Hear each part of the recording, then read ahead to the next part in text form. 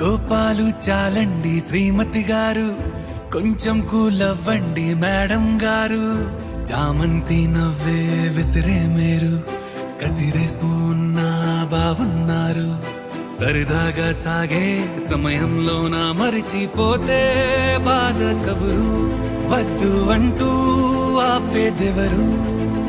కోపాలు చాలండి శ్రీమతి గారు, కొంచెం కూలవ్వండి మేడం గారు.